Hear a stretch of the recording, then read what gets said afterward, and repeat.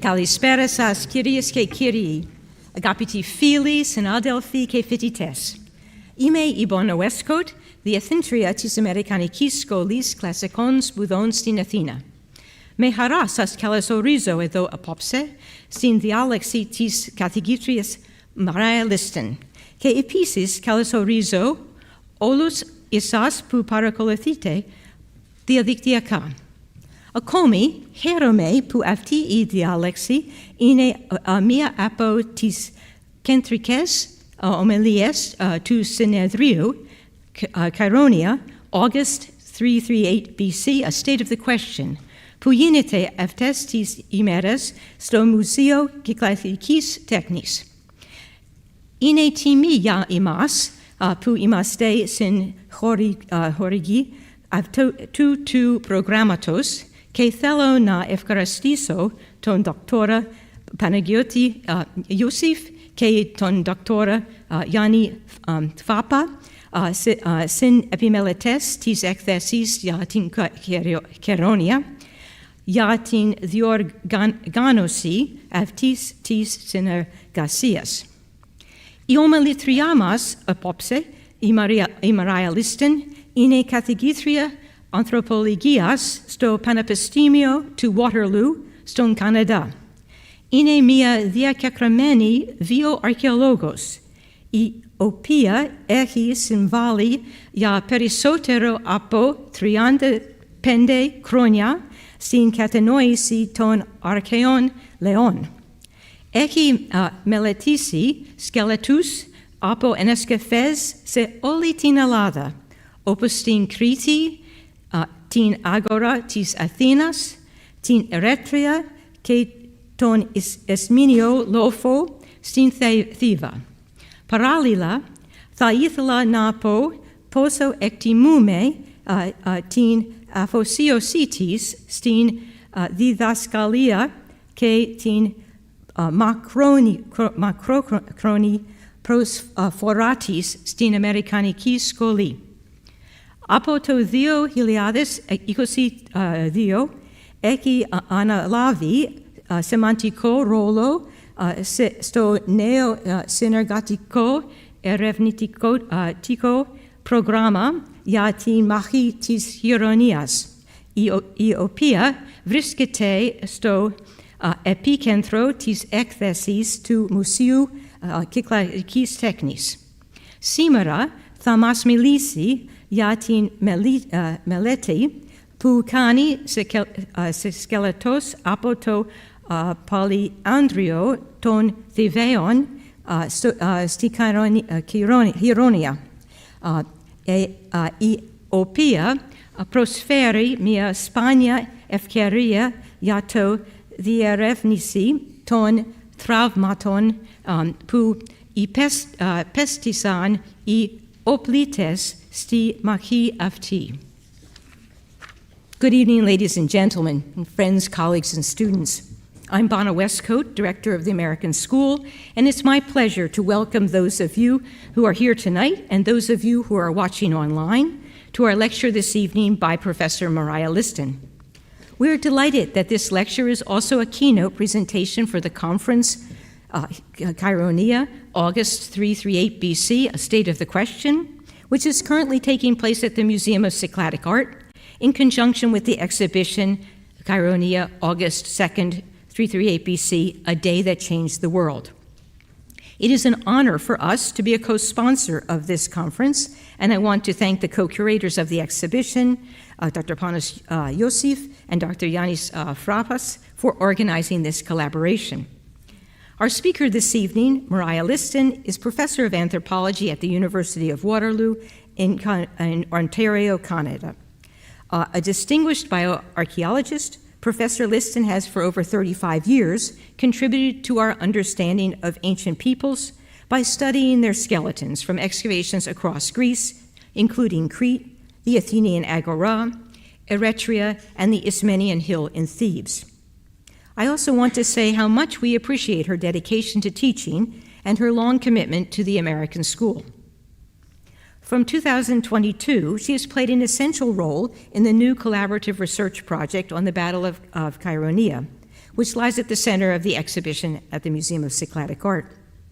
In her talk today, Buried Around the Lion, Lives and Deaths of the Men Who Died at the Battle of Chaironeia, 338 BCE, she will share with us the study of skeletons from the Theban Polyandrion in Chaironeia, which offers a rare opportunity to investigate the injuries suffered by the hoplites in this battle. Please join me in welcoming Mariah Liston.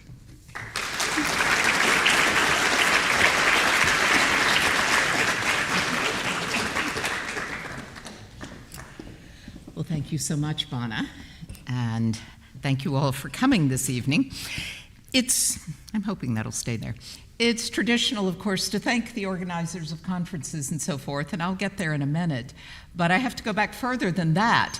I think my thanks have to go back almost 20 years when Edward Harris introduced me to John Ma, who was working on an article on the Battle of Chaironeia, and did I want to maybe look at some bones that he thought he could get access to in the National Museum? And of course I did.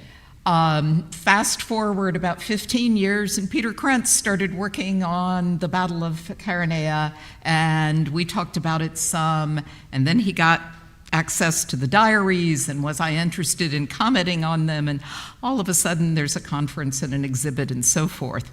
I'm grateful to the exhibit and conference organizers, Panos Yosif at the Cycladic Museum, and Yanis Papas, Peter Krentz, and John Ma are the organizers of this conference. So thank you to everyone. It's been a long journey, but an awful lot of fun. I will say that, of course, I'm talking about human skeletons, and they're going to be in just about every image. That is unavoidable.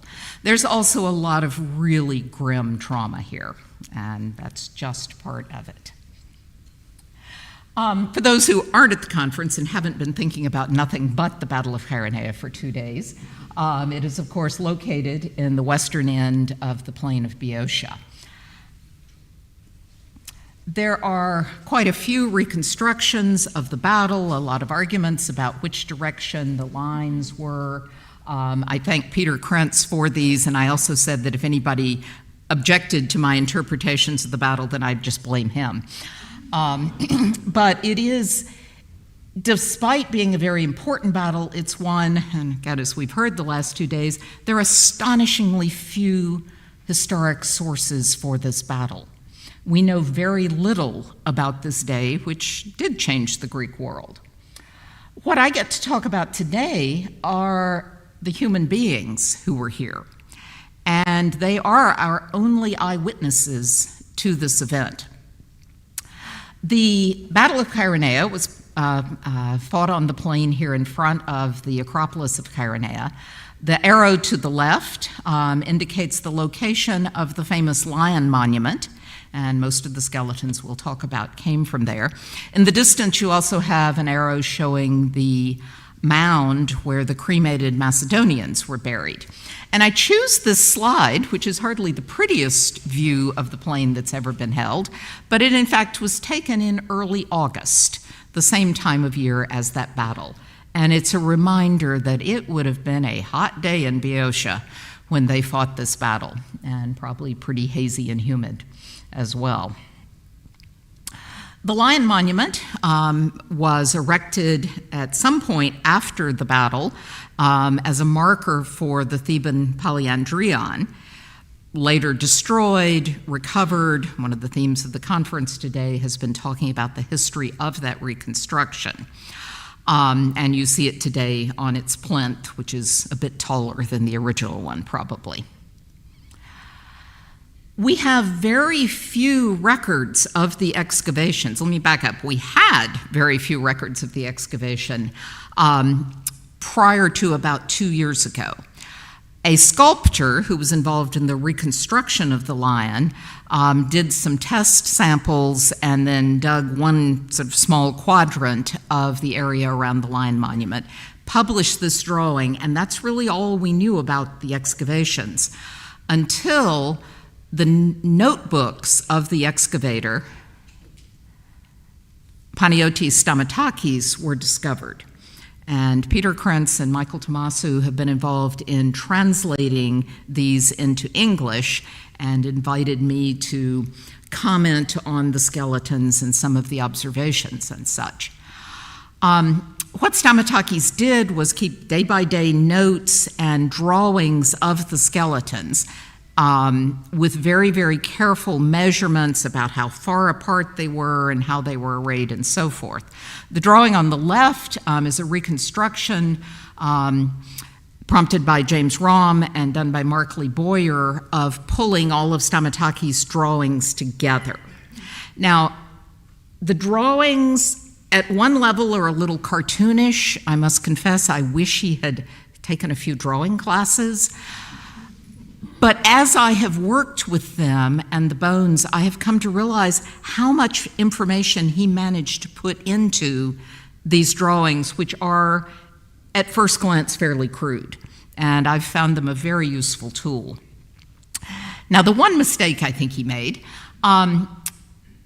he describes fractures on limb bones all over the place. And this is one of the first things that Peter Krentz asked me about.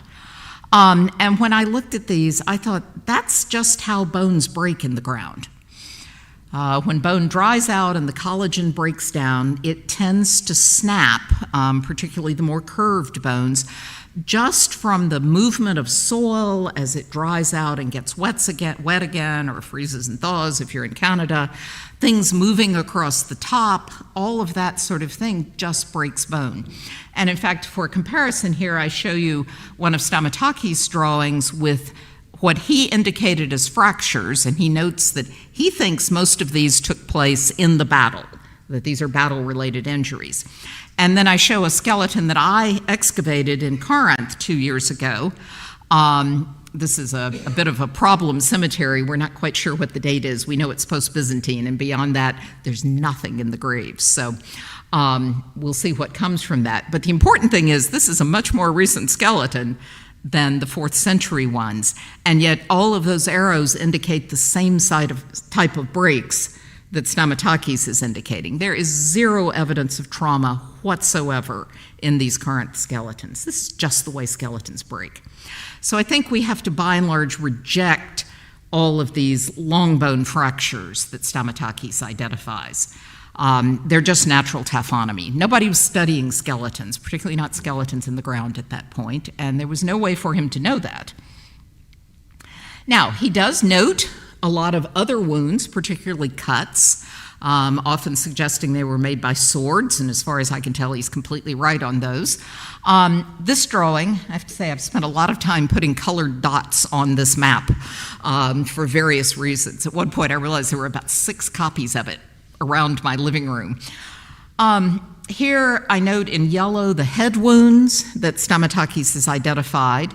The red dots are head wounds I've found that he didn't note, all of which are rather small and obscure, so I don't blame him for that at all, but there are some others. He also notes wounds on the arms and legs, and then in blue, the one complete skeleton that I'll be talking about. Because what I have to talk about tonight is a fairly small sample of about 8 partial to almost complete skulls, some long bones, and one skeleton. So it's a small sample, but I think it's fairly representative of what's going on here.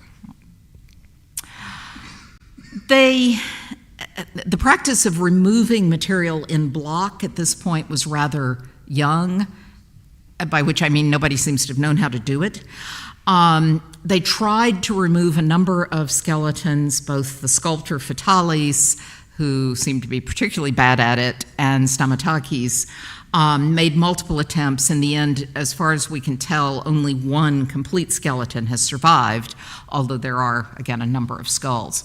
So in yellow, the skeletons or skulls, and sometimes he just says he's preparing a skull to be transported to Athens. Things that were prepared but don't seem to have been moved are in green. And then in two cases, the lavender or purple, which I realize doesn't show up quite as well, but one up here in row 1 and one down here in the very last of row 7. The descriptions really match things I have. And so I think it's possible some things were moved that Stamatakis doesn't tell us were moved. So hence all the colored dots on the maps. I've been able to associate quite a few of the bones with specific locations in the 7 rows of this burial. Various scholars talking about this are arguing that this may very well be a representation of the phalanx. And of course, most, not everyone, but most people agree that this is probably the Theban sacred band. If that's true, if the organization reflects the organization of the phalanx, and Thierry Lucas has done some wonderful work finding that both younger individuals and taller individuals are in those first 2 rows, for example. So at the front of the phalanx. So there's increasing evidence, and these are the sort of things we've been teasing out through this conference. But the ones circled in red, I'm pretty confident are either in the exhibit or in the Wiener Lab right now. The other yellow ones, I've got 2 skulls that I'm making myself crazy trying to decide which is which, and it's always possible they're actually from one of these 2 pairs of green skeletons that were prepared but not entirely moved. So it's a work in progress. So, who are these men? I don't think it's fair to leap straight into the pathologies and talk about their horrible deaths without talking about who they were in life a little bit. There is no evidence that there is anything but adult males here. Even though I don't have the pelvis, which is the best way to tell sex, the morphology of the skulls is clearly male. So, not much doubt about that. In terms of age, there's a bit of range. Again, I don't have the best features of the pelvis to estimate age, but I have the dentition, both eruption and wear, and that can be very helpful. With only 2 exceptions, everyone has erupted 3rd molars or wisdom teeth, so they're over about 18 to 20 years. There is one adolescent whose 2nd molars, that we often call the 12-year molars, were in, but they're pretty new and pristine. And it's clear that the 3rd molars are back there in crypts, but they're not moving yet. So that was a fairly young individual. We also have one individual, because Stamatakis measured their length, that he said was only 145 centimeters long. So I have a feeling those 2 go together. Anyway, so dental wear, not a great way to age, but okay. And then cranial suture closure, which also, again, not our primary or preferred way, but gives us a reasonable estimate. Younger individuals look like the images at the bottom, with very little wear on their teeth, nice open zigzaggy cranial sutures. These are the joins between the plates of the skull. As you age, that zigzag comes together, begins to fill in, and eventually is obliterated completely. It looks like these men are, for the most part, between about 20 and maybe as much as about 45, which of course is exactly the age range we would expect soldiers to be. So again, they fit very well as a military population. In terms of aging them, the one partial skeleton, about 35 to 45 years, one of the older individuals, and then the skulls range from about 19 or 20, down to maybe as much as 50. Some of these I've given a point estimate that's using a computer program that I enter data into, but I wasn't able to do that. I couldn't observe enough points on the skulls for everyone. So that's why there's a difference in the way the ages are presented. And then there's some fragments that I can't get stuck onto any skull. I'm not sure who they go with, and I don't know how old they are either, other than adult. There is this one half of a mandible of a child that was just in a box with an adult skull. So I'm not sure what's going on with that. There's a pair of severed feet of an adult, and then some long bones as well that we'll look at. What else do we know about them? They had pretty good dental health, but definitely as they aged, they got more cavities. They lost more teeth. One of the skulls, one of the oldest ones, has lost most of the molars, so wasn't left with a whole lot to chew on. In this case here in the upper left, this tooth has been destroyed by a cavity or caries, and there actually is what's called an apical abscess, where the bacteria has moved down the tooth root and now has formed an abscess in the bone. It's immediately next to a foramen that carries a nerve and a blood vessel as well. So, moderately good dental health, pretty typical for the time period. There is a fair amount of evidence of childhood stress in these individuals, and we see that particularly in the formation of teeth. Your adult teeth begin to form just about when you're born. And as they form, and they start at the tip of the crown and form down or up, depending which jaw they're in, if you are stressed from disease or poor nutrition, undernutrition, bad nutrition, it is possible that the enamel formation process is interrupted. And so you get a thinner line of enamel. And unlike bones, teeth don't grow. They simply form, and then they erupt, and they don't change. They don't repair themselves. They don't renew themselves. So lines like these here, and you can see them in this canine and the adjacent incisor here, those represent repeated instances of stress in childhood. And as far as I can tell, all of the men have at least one of these, and they're not terribly rare. I find them in practically everyone. But I was interested in the fact that quite a few of these men have multiple lines, and this one is the most extreme case. There's been some debate about, again, using the statures, are they somewhat short on average? And it is possible that some of them were short because, in fact, their growth was interrupted repeatedly in childhood, and so they didn't attain their maximum genetic potential.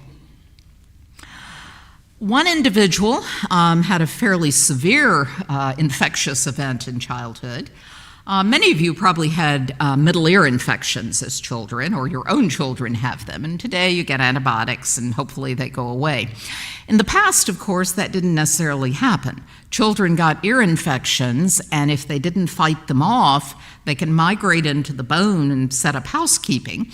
And it used to be a fairly common condition was called mastoiditis, where the bone, the lump of bone here behind your ear, which has a bunch of air cells in it, gets infected and it can't clear the bacteria. And you end up with abscesses and bone destruction. This individual has that. So here showing you where it's from, there behind the ear. Here's a photo of the bone, and then there's this giant sort of abscess area. The infection was not active when he died. He survived it. This is probably a childhood event. But when you've got that level of infection, almost certainly the organs of hearing would have been damaged or destroyed. And it's likely that he was deaf in his right ear.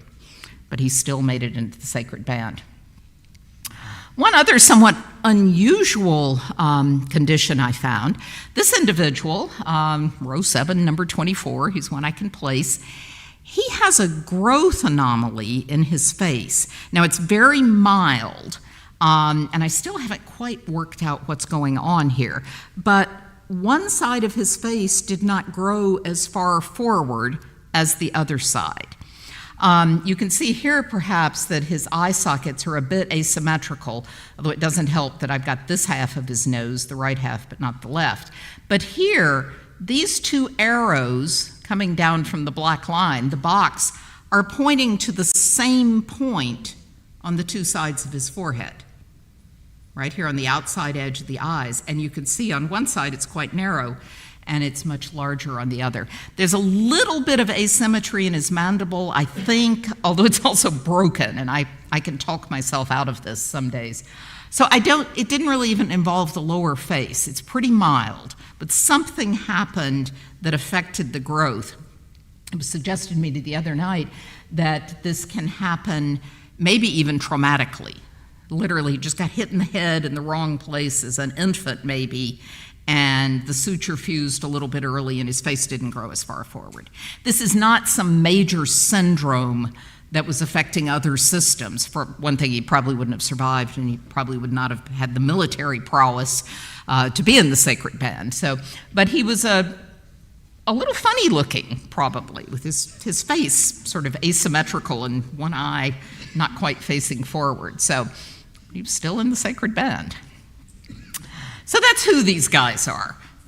Fairly healthy for the time period, but definitely surviving some childhood insults of various types. Stature estimations are important, but I'm not going to talk a lot about this, even though Stamatakis gives us some data.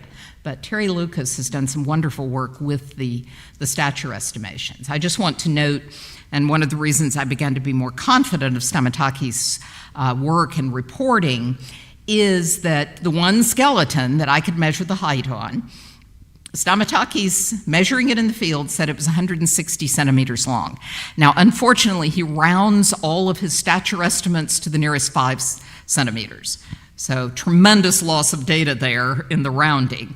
When I measured it, I was suspicious. Is he just measuring the length of bones in the ground? Regardless of how the feet are positioned or whatever. And what I found was that no, probably not. When I measured from the crown of the head down here to the left heel, which is on the straighter of the two legs, what I came up with was 161.5. So I think he was being very careful not to just measure how far out are these bones spread, but in fact, what is likely to be the height of this person from the head to the heel. Today in his paper, Terry, looking at one of the more problematic ones where the head's kind of, off to the side like this, finds that Stamatakis corrected for that. So I think his data is probably pretty good. He was able to measure 203 complete skeletons. The range is from 145 centimeters, which again I think is that child, up to 180, which would have been fairly tall. I was curious how this compared to other populations, and the problem is most archaeological statures are estimated from measuring long bones, and then you put it in a formula, and what you've got is an estimated stature with some sort of standard deviation or other range.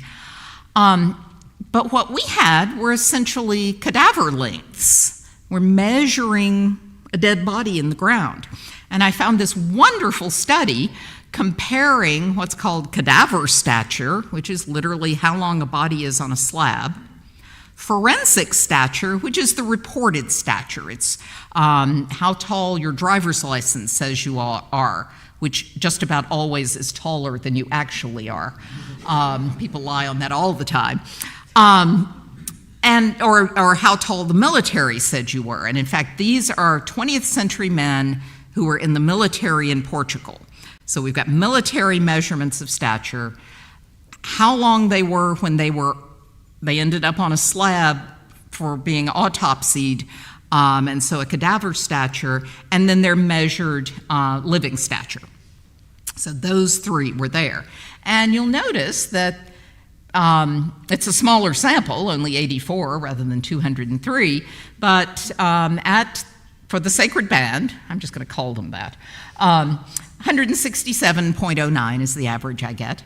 And you'll notice that 169 is the cadaver stature and 165 is the living stature. Cadaver stature tends to be a little bit taller than living stature. When all the muscles relax, the body just sort of flattens out in a way that even an unconscious but living body does not do. So, we've got a pretty good similarity, much closer than I expected, to 20th century males. Now, the early 20th century, as you know, in much of Europe was pretty rough, and I think we're seeing some reflection of that. But I certainly think the stature of the sacred band is not abnormally short, and the ones who were up to 180 centimeters were somewhat unusually tall. But the trauma. We're dealing with a battle, and one of the primary interests, of course, is how do they die? And what can we learn about fighting techniques and such from these skeletons? First of all, starting with the complete skeleton, you have here on the left Stamataki's drawing. In the middle, a photograph of the skeleton in its plaster, not quite cast, but the plaster it was listed in. And then on the right, how it appears in the exhibit in the Cycladic Museum. And if you haven't gone to that yet, please do. It is a fabulous exhibit. I'd say that even if it didn't have all these wonderful human bones in it. But it's very, very interesting. So slightly different views. I played with the photograph of the skeleton, which is a photogrammetric image, so lacks the sort of changes you get from angles and parallax, and found that I could figure out that Stamataki stood in two different places to draw that skeleton. And that's why you get a little bit of difference in the legs and the upper body. That was kind of fun. I wasted probably 2 days of my life doing that, but it was fun. This skeleton, sadly, I'm so excited to get a whole skeleton. Hopefully I'll be able to see some wounds on the ribs or the vertebra or the arms, all these things I don't have in the rest of the sample. There's nothing on it. The bone is not terribly well preserved, to the point that I'm getting the impression that being encased in plaster and left in it for over a century is really bad for bone preservation. Because in general, anything that is below the level of the plaster in the dirt did not survive. It's decayed away. So there wasn't as much bone there as I hoped. I found no evidence of trauma except on the mandible, where I found on the side that was down in the ground what I think is a cut mark. And all of the hesitation in my voice is correct. Every other wound I'm going to talk to you about, I would testify in court under oath in a murder trial that they are blade wounds. This one I wouldn't. I'm hoping to get some better microscopic images of it when it comes back off display. I've been doing a lot of reading and such, but this one's a little iffy. But I think what's happened is you have a blade that's hit the side of the head and come down and sliced off sort of the outer part of the mandible. And of course, a blade moving in that direction then comes into the neck area, and this could very well have cut any one of the major blood vessels in the neck and been a fatal wound. But this is the wound I'm least confident of, I have to say. Sometimes the wounds are not cut marks, and this one I think is the best example of this, row 5, number 1. This is the one individual where we have a head and a leg that were both lifted, and so can talk a little bit about that.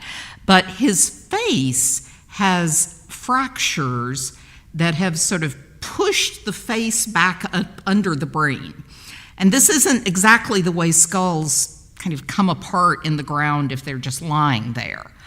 And in particular, they're along planes of weakness that are called the Lefort lines, which are the places that faces break in serious traumatic accidents. Today, you get major Lefort fractures, particularly with unrestrained automobile accidents, for example. He has Lefort 1 fractures that are here on both sides of the nose, which are fairly common, but he also has what's called a Lefort 3, which essentially separates the face, or the lower face from the brain case. And even in a level 1 trauma center, this is often a fatal fracture because you get so much bleeding in the brain. So massive cranial trauma and a fairly typical mandible fracture as well, indicated here at the bottom. But then on his legs, and one of the great excitements about getting the diaries was finally being able to realize these legs and this skull are the same person, because they were just numbered. A whole bunch of the bones are numbered in the 300s, and we had no idea how related they were.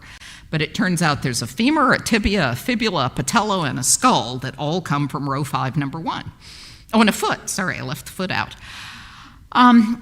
The leg wounds also have the legs also have wounds on them, and Stamatakis describes them very well, as you can see here. On the back right of the femur, it's really more on the side, but sort of moving toward the back. There's the clear cut of a sword or of another weapon, and you've got that dent right here. The right tibia toward the lower part, down here toward the ankle, had another great cut of a sword on the front side, about the middle of the tibia. There was also a fracture. And in fact, when I saw this then, there is a very clear sort of burnished blade wound here that goes all the way to the back of the bone, and then post-mortem, the bone has broken. And so the lower tibia and the foot are in fact not in the exhibit, but they go with this tibia here with a really shocking sword cut. One of the themes that has emerged that I wasn't expecting is how many of these individuals have multiple wounds.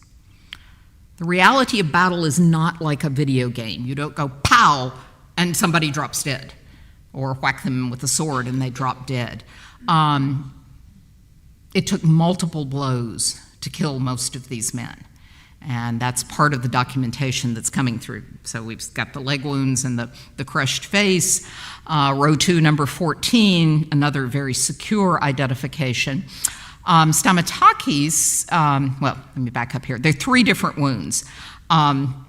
First of all, there is a sword cut here, and my apologies. Last fall, in preparing these bones for the exhibit, I was in such a hurry that at the end I realized I've got all these that I took photos only while they still had masking tape holding them together. Those are not Band-Aids, they're just masking tape. But I've got a few other views. But anyway, there's a long sword cut here, and then there is here a square hole with some crushing around it, which is the size and shape of one of the sauroteres, or spear butt spike. So a spike that's on the end of the spear that was used in battle seems to have been stabbed into this man's head. And then as we were cleaning it, completely covered by dirt at that point, I'd always wondered about this fracture, which looked like a perimortem fracture to me. Turns out there's a depressed fracture here. A slightly different view of this one that manages to squeeze in all 3 wounds. Depressed fracture to the forehead with a club, a shield rim, I don't know what, spear maybe. A sword cut here, which easily was fatal, and the hole here from the spear butt spike. So 3 different wounds. Stamatakis describes the hole, this rather unusual hole, which he says resulted from the blow of a spear. He's right, it just wasn't the front end of the spear, it was the back end of the spear. But he describes it very clearly, and there's nothing else like this in the description. So it also helped, actually, that this one had a legible label on it still. So really quite confident this is row 2, number 14. This one was a little more complicated. This was a pile of bone fragments, and some of the fragments turned out to go to other skulls, and it's still kind of fragments on a table, or on the tray in the lab right now. But as I pulled the pieces together, I began to realize that, again, there was a story of pretty appalling trauma. The first thing I noticed was a crush fracture here above the mastoid process, so above on the side of the head. He's been hitting the side of the head with something strong enough to break that area and crush the bone. The neck of the mandibular condyle, which is where your mandible articulates with your skull, right here in front of your ears, that neck is broken with this beveled sort of shearing fracture that looks like it's perimortem. And then, when I got it cleaned, I realized there's actually a cut mark, a blade cut here. And interestingly, they all sort of line up. And then there were a bunch of cranial vault fragments, which, again, I spent a couple of days of my life trying to pull together and never found more than one join. But they're all these shearing fractures that look like perimortem fractures, and they cluster above all the rest of this trauma. And I'm still trying to work out how I can have essentially a club that has a blade on the end, which, kind of sounds like a spear. But he seems to have been hit sideways with something like that. Or it's two different events. He's got a blade cut here and then some sort of blunt force trauma to the side that just happens to line up. Can't tell. And as you can see, the pieces don't all go together, but for various reasons, I'm pretty confident this is all one skull. Other blade wounds are a little easier to interpret. Here is one of the skulls that I go back and forth between three different positions where it might be, but I'm pretty confident of what's going on here. These are actually from the first time I saw the bones, these images, because I realized the old glue, which had darkened, actually makes it easier to see the cuts, so I went with these. It's on the top of the skull. You're looking at the top here. It runs across the skull here. And what you have is a blade wound that impacted the skull so much that there's also what's called a concentric fracture. Force on the skull moves out in a circle, like dropping a rock in a pond.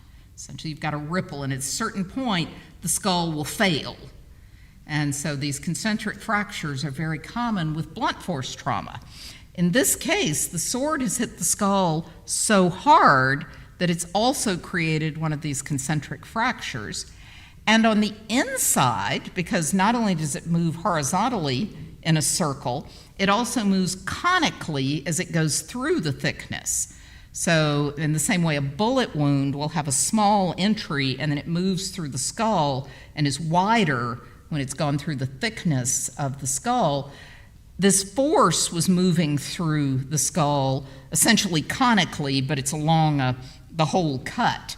And so you've got these bevels here where chips of bone have come away. There are a number of individuals who have this sort of fracture, and we'll talk about the patterning, but this is the first one I wanted to show you. This is one of the ones that in this past 2 weeks I've been again able to pull together from a bunch of fragments. It's never come together as a single skull, although they're tiny little joints that are ungluable, so again, I'm pretty confident of this. The mandible has a fracture on each side at the point where mandibles frequently break. So bilateral fracture suggests he's been hit in the chin or face very hard.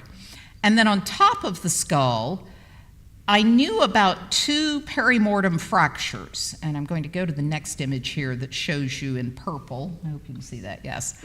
Perimortem fractures here on each side of the parietals.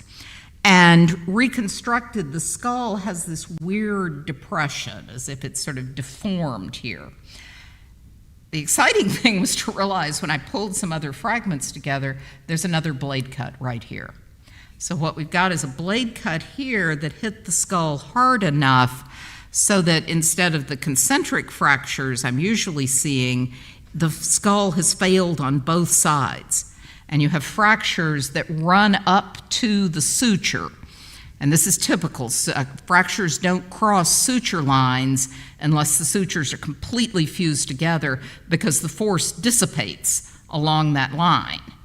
And so fractures run to the suture and then quit when they're in the living or fairly fresh bone. So here again we have a sword cut and 2 fractures associated with that, I think, but then another impact on the chin.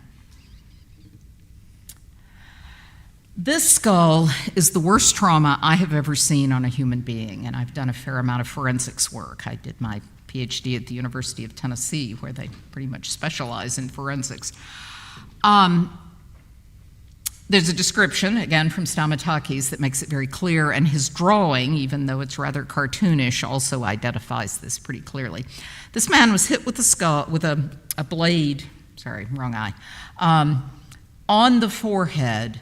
The blade went, sorry about that, went all the way behind, or across the forehead, behind the eyes, behind the nose, and came down and severed his mandible. It amputated his face. I can't imagine the amount of force it took to do this. This is just an extraordinary wound. This one's been left in the plaster that it was lifted in to keep the relationship of all these bits. But here you see part of the forehead, and then I was able to clean the mouth area so that you can see this mandible cut. That very first time I saw these, I was a little suspicious it might be there, but it was covered in dirt. And so now, cleaned up a little bit, it's much clearer. Here is another view that I realized I never took this view except when it was literally already sitting in the packing to be moved to the museum. But you get a better sense of that cut that comes behind the face and then here and severs the mandible. It's just extraordinary. There are also a small number of leg bones with cuts. We've already looked at a couple of them, and in fact, the first time I saw them, and this is from that time, here's the femur and the tibia. I just didn't know they were the same person at that point, but with the notebooks, we have that. There's another tibia with a bit of a fibula, the small bone that runs down the outside of your leg attached. And this one is a very unusual pattern, and still haven't quite figured out what's going on here. There are multiple cuts here, sort of in the middle of the tibia, and this is up number 1, row 11, row 1, number 11. Stamatakis' description's quite good of this. There are at least 4 blows in the same place on this shin. I mean, it's like you're trying to cut down a tree and hacking at it. There is no way, no matter how tough and stalwart they were, that a member of the sacred band could stand there while somebody's just chopping at his shin. I think he has to have been down and presumably even unconscious, if not dead, to do this. And then, again, a surprise as we cleaned the dirt off, it looked like a thin layer of dirt, but then discovered that down here there's another cut on the fibula, and just the very tip of the blade scratched the tibia, directly opposite. So we've got one more blow there.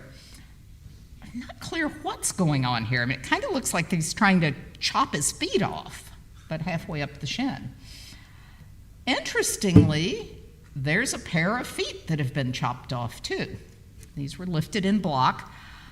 I find it bizarre that Stamatakis doesn't tell us about these. This is one of my big frustrations. I have no idea where they came from. But it's a pair of articulated feet. A few of the bones have been lost, but and one ankle is the bone preservation's not great, but the other one, which is this one, it's very good. This is a clean cut right through the bones. Again, would have taken an astonishing amount of force to do. Not sure why. Anybody has any ideas about this? Would love to hear it. I've pulled together all the blows on the entire skeleton here, and here you have the cranial wounds, and I will note the ones in blue are actually from the opposite side, but it was a way to map them all on a single skull, and then the leg wounds. If you put him in a cuirass and give him a shield, it kind of covers up that area that has no blows, but in fact, we have none of those bones. We have not a single arm bone, oddly, and Stamatakis talks about how the ribs and vertebrae are in such bad shape. They're not well preserved, they're completely destroyed, they're crushed. He describes it in a variety of ways, and they are bones that don't hold up well at all. So the fact that we have no injuries on those, I think, has to do with preservation, at least for the thorax, the trunk. I don't know why we don't have any arms. He even describes cuts on arms, but for whatever reason, we didn't get any of them. The cranial wounds are interestingly patterned. Here, again, I've mapped them, and on the frontal view and the side view, and again, here the blue ones are actually on the other side of the skull, but I've moved them over, you can see them all at once. The green arrows indicate the direction of the blows. And while the mandible cuts are coming in from the side, not too surprisingly, all of the other cranial wounds, except for the spear butt spike, the angle of the cut is downward. It's not slashing across the skull, it's directly downward. And that's rather different from other battles where men have been killing each other with swords. The Battle of Chaironeia in England, for example, which is extremely well documented in a wonderful publication called Blood Red Roses. It's from the War of the Roses. You can see here, this is their collection of all the blade wounds on all the skulls, 50 individuals. There are one or two on the top of the skull, but as you can see, they're mostly around the sides. Prehistoric material I've worked in North America. I've worked on some massacre sites.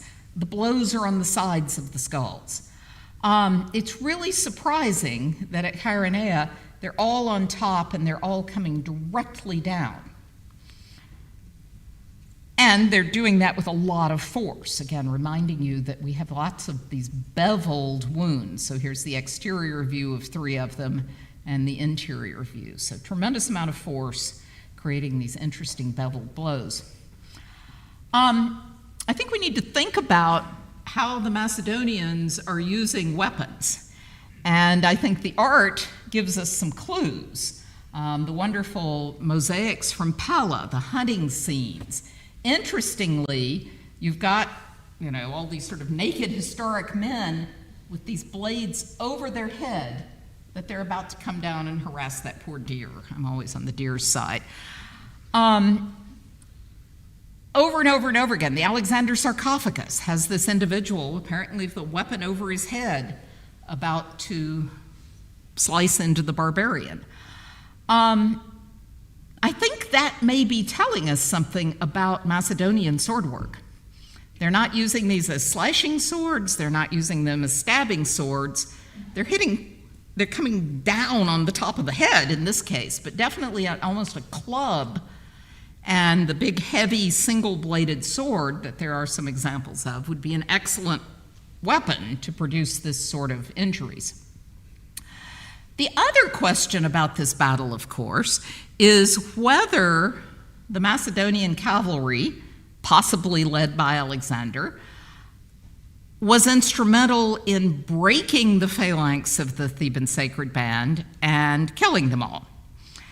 And I can't answer that, but I can say that I think, however that phalanx was broken, most of these men were killed by individuals who were higher up in the air than they were, because of the directionality of these blows right on top of the head. Eyewitness accounts, but unfortunately they don't tell us how that happened, but I think they are telling us it did happen. Now, the other side of this battle, of course, is the Macedonians, and I haven't gotten to have more than a glimpse of those bones yet. There just wasn't time before the exhibit. But there are at least some Macedonians buried in a mound, and they were cremated, and they were excavated by Stature, another important early Greek archaeologist, and he collected the bones very carefully, which is remarkable. People didn't start saving cremated bone until remarkably recently in most excavations, but he very carefully collected everything he could. And in a brief examination of these fragments, I was able to find cut marks initially on 4 bones. This one I think is a humerus. I will admit I was so excited about the cut marks, I kind of forgot to look at what bone it was. But looking at the photo, I think it's a humerus. I'm not quite sure what this one is. It actually has 2 cut marks again in the same place. This one's a clavicle, collarbone, and it's out here on the edge. And then there is one cranial bone, which interestingly looks more like it's been stabbed with the point of a blade rather than this club-like blade that the Macedonians seem to be using. That's all I know. That's the previews of coming attractions. Hopefully I'll have some idea of the Macedonians soon. again, I want to thank so very many people for involving me with this. Peter Krantz, Panagiotis Yosef, the F4, thank you so much for the permission to do all this work, and then various people who have helped me and given me access to these materials. And I thank you as well.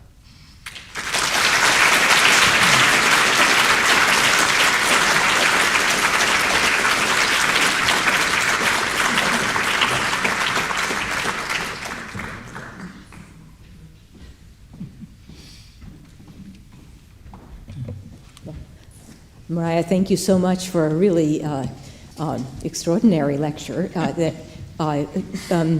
showed us the art as well as the science of understanding these lives and deaths. And I would like, if you were willing, to open the floor to questions. Certainly. I think Katie right here. Oh, no, we've got lots of people have questions. No. Okay. So.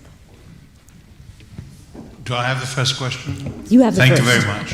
Thank you very much for a wonderful lecture. Thank you. Very interesting. I would like to ask a question which has two sides. One is above ground, the other is below ground. The below ground question is, was the sacred band buried in pairs? They fought in pairs. Wouldn't it make sense that they would be buried in pairs? The eteri, the one next to the other. Right. In the drawing, there are individuals where arms or hands overlap in some cases. But they had a lot of bodies to get into a small space, and so they're certainly not buried discreetly in pairs. And of course, there's nothing physically about them that can tell me anything about this. But yes, there are individuals, not all of them, but some of them that, again, either hands are overlapping or elbows are overlapping.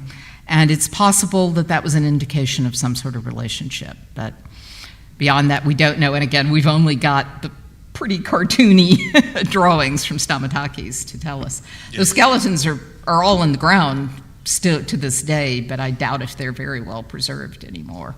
It's been a long time. It seems to make a lot of sense what you said, that the wounds were from the top because the Macedonians were fighting on horseback. Mm-hmm. And in fact, the sacred band, such a brave and valiant group of men who were trained to fight together, succumbed to the huge impetus, the huge force of the cavalry, of the Macedonian cavalry. That would make sense for the head wounds as well, coming from high up, going down. But let me pose my second question, which has to do with the lion above ground. Mm-hmm. The lion is a Macedonian lion. It's not a Theban lion. And it was put up there by Cassandros, I think. If that is the case, why is it in honor of the Theban dead? Why would the Theban dead be honored with a Macedonian lion and not with a Theban lion? I think that's a question you're going to have to put to the art historians. That is outside of my area of expertise. I've learned an enormous amount today, but I can't give you an answer based on research and knowledge of my own. I'll make a sort of guess just to sort of partly answer what I asked. It seems to me that the Macedonians were putting up their own lion in order to say, we beat you, we defeated you, we destroyed you, and this is our lion sitting on top of your bodies. Well, that certainly is a possible answer. Thank you. Certainly. I think Katie Fine here in front has a question.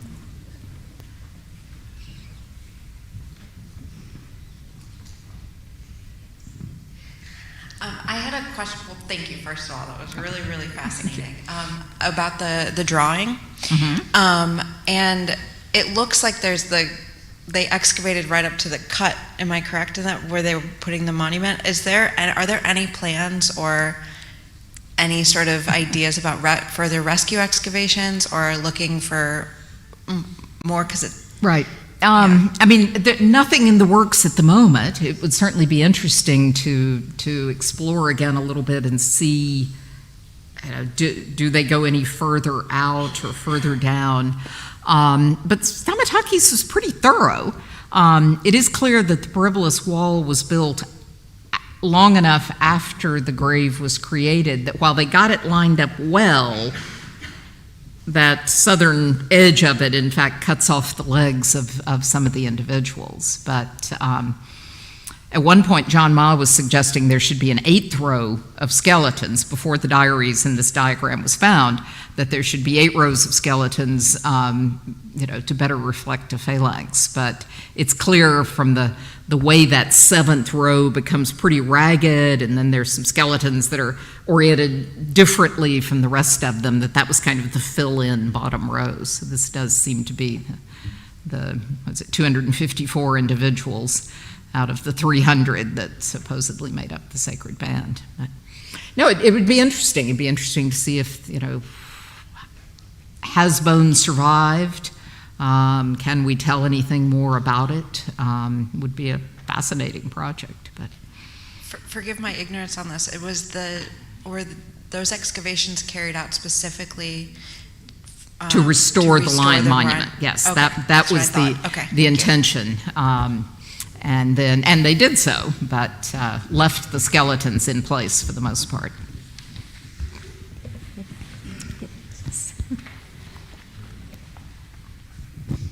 Thank you very much, Mariah. That was certainly thank you. Lecture. I really enjoyed it. And my question refers to the cuts that you saw on the bones, on the shin bones, and the cut-off feet. Do you think it would be possible that this happened not during the battle, but when they were trying to disarm the bodies of the casualties, which were on the ground, of course, and if they had real beautiful weaponry, the enemy would have taken that away, and maybe by force. Right. That would explain a real cut of the way. Yeah, that's an interesting possibility, right? Because it's, again, these don't look like battle wounds. It's something after the battle going on there. Or something, some of the leg wounds do look appropriate, but not all. Related to that, maybe I could just pull up a question that's come online, which is from William Moulton, and he says, many Thebans had sword cuts on the top of the head with incredible force. Does that indicate that they were maybe already fallen? I think that's a possibility, but if they're already fallen, I wouldn't expect this extraordinary consistency. People who are stunned or on their knees or fallen down, I would expect a little more variation in where they're being hit. And it's been suggested that maybe this was a way of executing the survivors. And frankly, at the end of a long, hot day of a battle in August, there are much easier ways to kill somebody than hit them over the head and jar your arm and all of that. So I don't think these are execution wounds. And again, they're just so consistent on top of the skull. And even there's a little one on the back of a skull, but it's directed right straight downward, as if the blow was coming to the top of the head and he leaned forward and it just caught the back. But it's obvious from the wound itself that the blade was moving straight toward the ground. John Papadopoulos. Thank you, Mariah. Great paper, great paper.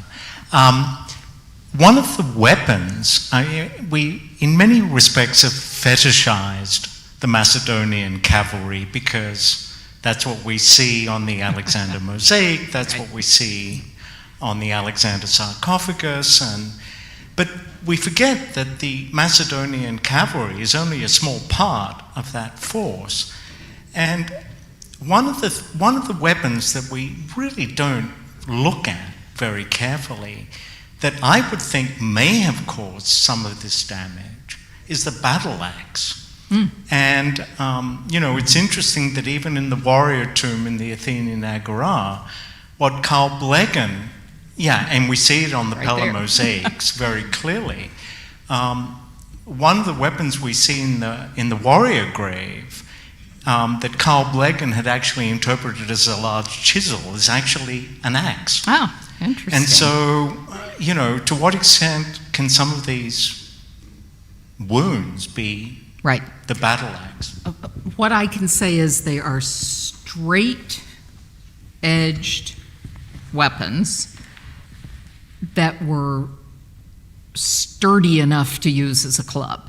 But yes, it could be an axe, it could be a sword, it probably is both even, and one of the things I still want to do is look much more carefully at these actual cuts, because there are ways to learn more about the blade itself by what it leaves behind in the bone. And I'd like to do a little more work with both angles and the nature of the blade that created this. So maybe non-experimentally. Right, yes. Well,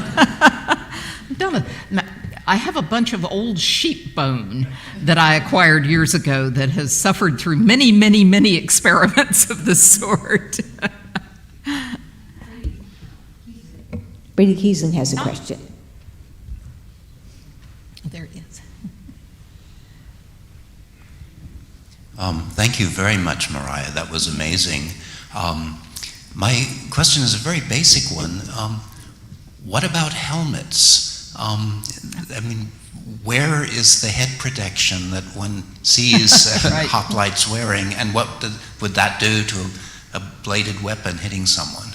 Well, I know Peter Krentz has argued that by this point they're certainly wearing much lighter helmets some of the time. I wonder if the hot day in Boeotia isn't part of that, or just in the chaos, if some of this is toward the end of the battle, that they've lost their helmets. But yes, these wounds do not look to me like that blade went through a piece of bronze or iron first. But again, I suspect some people had helmets, some people didn't, some people lost them, some people were hot and took them off, and that may have been a bad mistake for some of these individuals. That was kind of a non-answer, but... We have a number of questions online. Let me just turn to them, and then we'll do more from the audience here.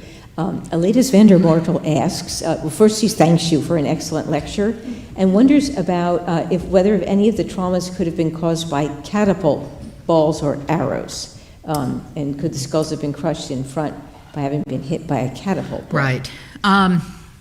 It's an interesting idea, particularly the crush fracture above the ear in one individual would be my favorite candidate for that. There are some individuals I've seen in the Athenian Agora, Bronze Age ones, that I think are sling pellet, sling bolt injuries, and there are a number of other people that have been working on that recently too. And except for that one, these don't look so much like that. The mandible fractures and the facial fractures are more massive, I think, than what you would get with that. But that's an interesting idea for the one above the ear. Thank you, Aletis. Okay, and Glenn Bew also wants to say, terrific presentation, Mariah. He thinks that it does settle the issue of whether Alexander fought on horseback or not. But now, Stephen Murillo writes, did the Thebans wear greaves? Might the leg wounds have been made from cutting the straps off of dead man's greaves? Sort of what Yoto was suggesting too. Again, my armor is not my area of expertise. I gather that greaves are much less common by this point, but some of them may be wearing them. We have four lower legs, two of which have wounds on them. So it's a small sample to speculate from, but I don't think those individuals were wearing greaves anyway. Thanks. And now I think I did see a few more hands. Yes.